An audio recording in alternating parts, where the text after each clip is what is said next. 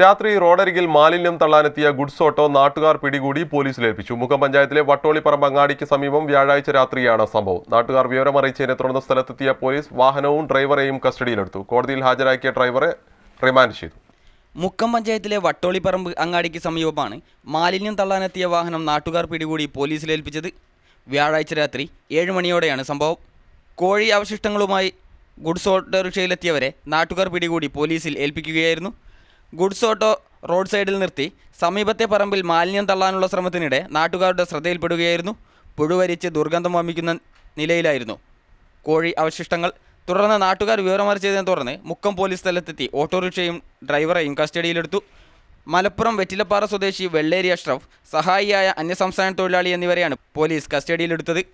തുടർന്ന് കോടതിയിൽ ഹാജരാക്കിയ അഷ്റഫിനെ റിമാൻഡ് ചെയ്തു. CTV പ്രാദേശിക വാർത്ത, മുക്കം.